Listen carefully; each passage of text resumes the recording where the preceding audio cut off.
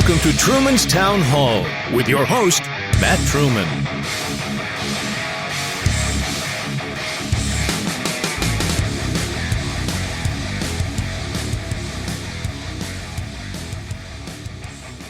Hello, this is Matt Truman coming to you live recorded. I don't edit this, I do it on my phone, and that's why the levels are all jacked up, and I apologize. If you continue to download this, thank you. I will get it squared away. My equipment is in storage, and I do the podcast on my phone because I want to keep it going. I want you guys to stay informed or get involved. That's why I do this podcast, and I talk about the things I do. These are my opinions. When I talk on this pod, they're my opinions, and that's really all they are. You can believe them or not. Do your research. That's my hope, is that you do research, that you do get involved, that you do ask questions of your city council, of your city government, of your state government. Maybe you don't get involved in politics here. Politics matter, actually. But maybe you don't get involved in politics here. Maybe you get involved on the state level or the federal level. Maybe you've never registered to vote. Maybe you go out and register to vote. Maybe Truman's Town Hall, possibly Brick City Town Hall, has a voter registration drive. Maybe that happens. I don't know. Things will be coming up soon. Did you hear this? Walmart has decided to stop selling ammunition for handguns and quote-unquote assault rifles. Yeah. Interesting. They also said, please do not open carry in our stores, as well as Kroger said, please do not open carry in our stores. I'm not an open carry guy. I'm not out trying to test the law, slapping an AR on my back, which I do own one. I built that bad boy. I didn't forge the steel, but I built one. You buy a lower receiver, parts kit, put all that together. Upper receiver, parts kit, put all that together. Buttstock, buffer spring, all that stuff, put that on. Different barrels, sights, boom, you got yourself an AR. The lower receiver on the AR is the one that carries the number. So when you buy a lower receiver, that's when you go through all the background checks and sent up to the FBI and all that good stuff. But yeah, it was fun building the AR-15. It shoots great, and it makes a cool sound, man. No, it's a good fun gun. Anyway, getting off topic. So Walmart decided to ban or stop selling ammunition. They said, please don't open carry. Ohio is an open carry state. Kroger said, please don't open carry. That was the one company that were standing fast for a long time, Kroger's, when they said they encourage people to open carry. At one time, if I remember correctly. I thought they did. Now they caved. You know who didn't cave? Royal King. That's right. Down the road on Old Troy, they're going to sell their ammo, they're going to sell their guns, and they really don't care if you open carry. Because they service a rural community. Walmart does as well, but, they don't care. Dick's was the first one to do that. Dick's lost a lot of money when they stopped selling certain things. People decided, hey, we're not going to go shop there. We'll go somewhere else. And then we go somewhere else, they're going to pick up other things, like cleats and jerseys and basketballs and fishing lures and fishing poles and kayaks. So you lose money. And it is what it is. But, hey, I'm not... another thing that I don't really do is say boycott companies. I think it's silly. If you choose to buy, that's your business, not mine. But I probably won't go to Walmart to get things anymore. Not because they're not selling ammo, but because they're not selling ammo.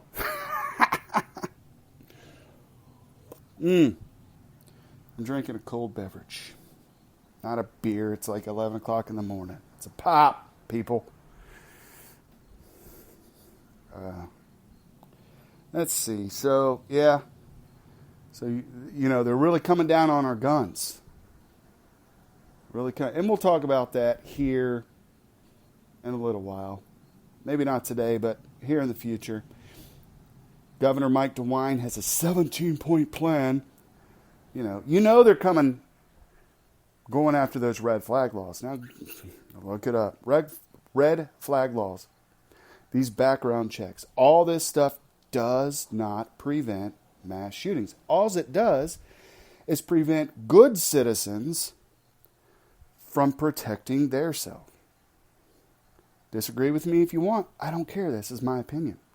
Just like I watched the city council work session, and I have opinions on that. You really won't catch me saying, believe everything I say and listening to nothing else. There's a lot of other good ideas out there. There are a lot of other good ideas out there that are totally 180 from what I believe. It is just what it is. Some ideas I think are good, over time I learned not so good. All right? So whatever I say here on this podcast, I want you to go do your research. That's why I do it. I want you to get involved in city government. I want you to be registered to vote. Take pride in that. All right? So the city council work session, they named the dog park. There's a name. I believe it's called Flyer Park at Kitty Hawk Field. It's named after the dog that the Wright brothers had.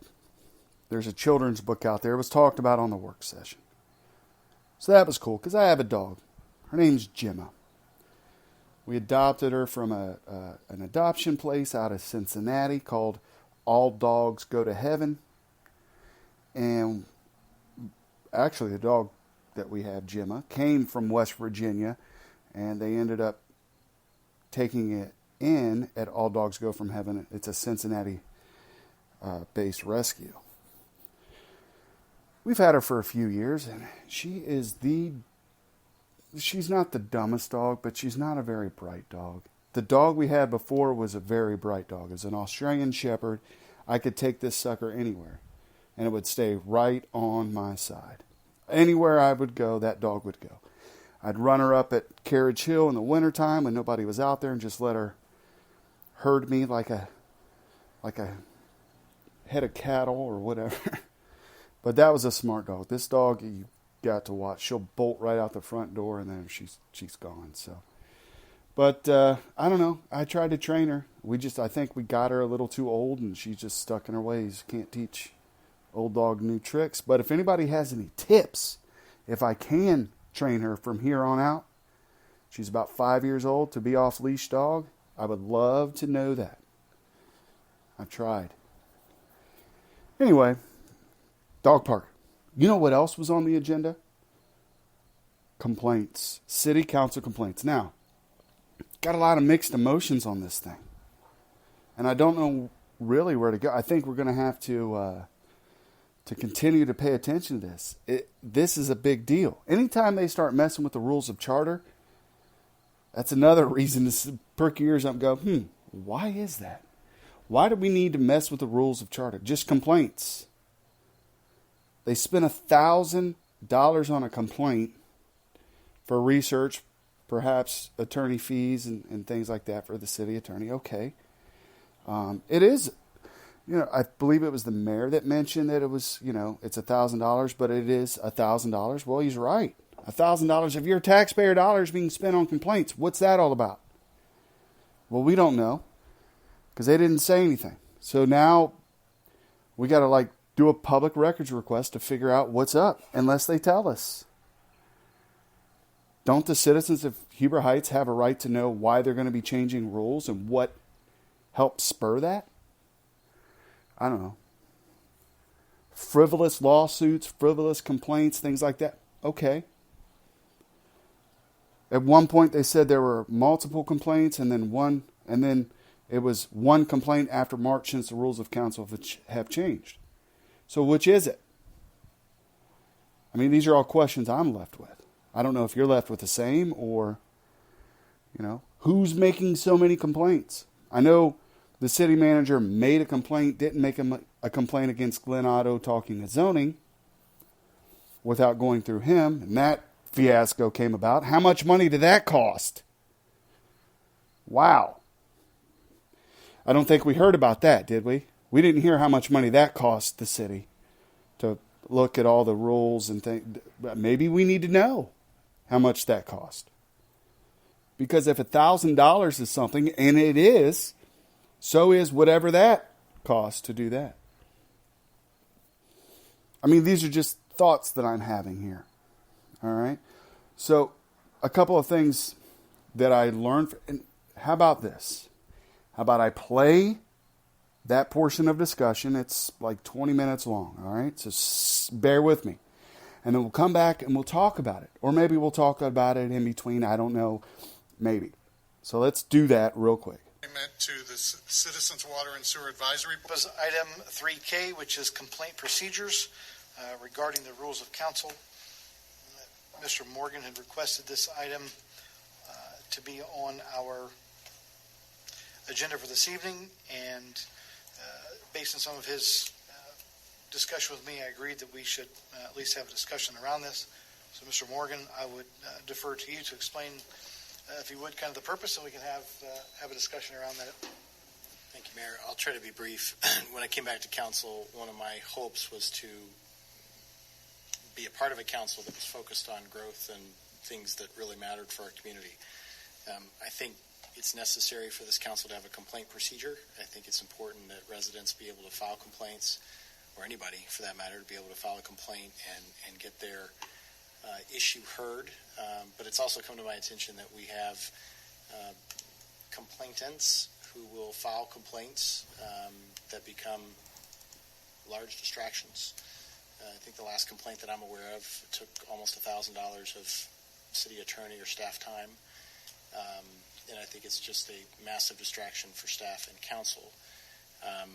I'm not suggesting complaints or distractions for those who are looking for snippets to stick on Facebook. But where you have a complainant that files multiple complaints with nothing ever to them, but yet a mandate by our rules of council that it must be addressed, I think that just creates a distraction. So what I'd like, the reason I asked for this to be on the agenda is to initiate a discussion, whether it's solved tonight or not. Just as we've talked about some of the other items in the rules of council, I'd love to see us maybe think about ways to appropriately, while preserving the opportunity for citizens to air their concerns, but also to kind of limit the ability to be a distraction because you've got personal beefs with members of this council or the politics of the community, and keep this council focused on what it needs to be doing, which is representing 40,000 people. So I guess I would frame that in a question, maybe to Mr. McDonald through you, Mayor, around what could be done. What are some of our options relative to perhaps looking at possible amendments to that part of the rules of council to protect transparency while giving us an opportunity to provide some motivation for residents or anybody filing a complaint to make sure that there's some merit to the complaint and it's not just simply a opportunity to distract and get social media presence. I think the complaint process, as outlined in the rules of council, is pretty straightforward in terms of what it says must occur once a complaint is received. I'm wary as well to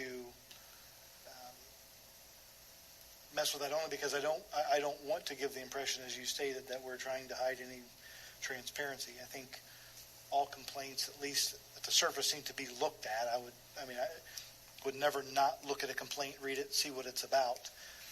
Is there any flexibility that we have, or any? And maybe this is just a question to Mr. McDonald to maybe do some thinking about this. Maybe even for council, if you have any questions or ideas that you don't have already tonight. I know there wasn't a lot of detail regarding how this was listed on the agenda, but certainly it's a topic for, again, another evening